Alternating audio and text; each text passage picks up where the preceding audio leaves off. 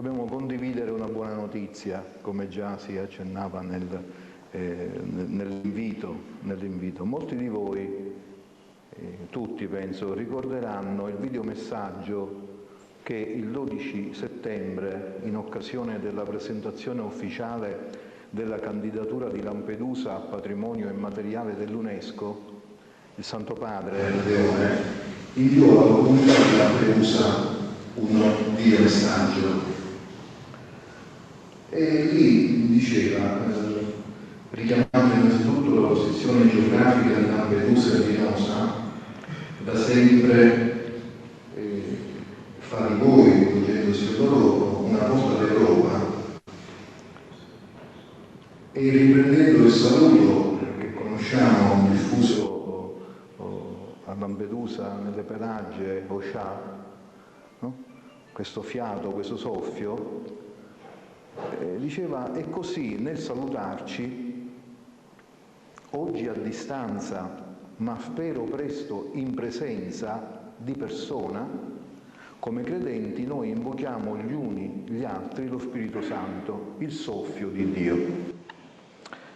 Ecco, oggi, in concomitanza con il sindaco di Lampedusa Linosa, possiamo comunicare che quel spero presto di persona si concretizzerà il prossimo 4 luglio.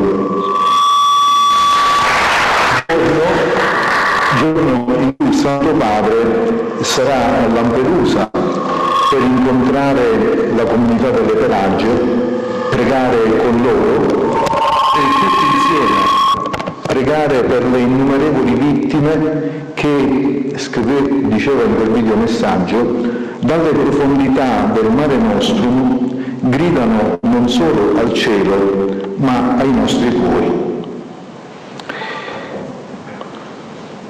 Ecco, questo annunzio si incastona all'inizio della Quaresima. Ho colto questo momento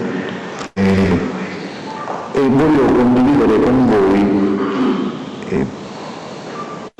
proprio per segnare il momento in cui ci arriva la notizia e il periodo in cui si svolgerà ormai la prossima visita.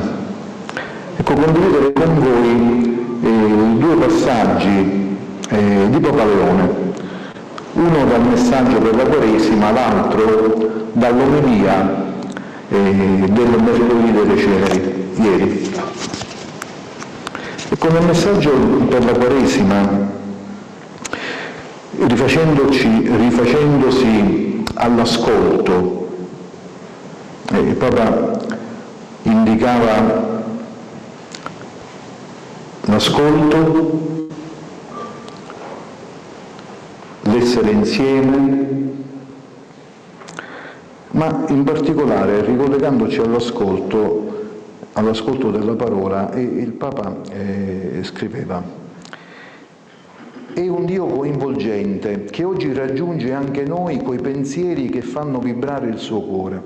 Per questo l'ascolto della parola nella liturgia ci educa a un ascolto più vero della realtà.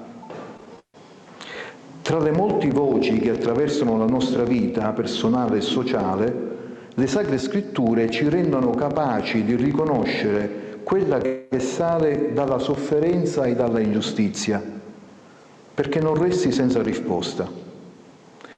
Entrare in questa disposizione interiore di recettività significa lasciarsi istruire oggi da Dio ad ascoltare come Lui, fino a riconoscere che la condizione dei poveri rappresenta un grido che nella nostra umanità interpella costantemente la nostra vita, la nostra società, i sistemi politici ed economici e non da ultimo anche la Chiesa.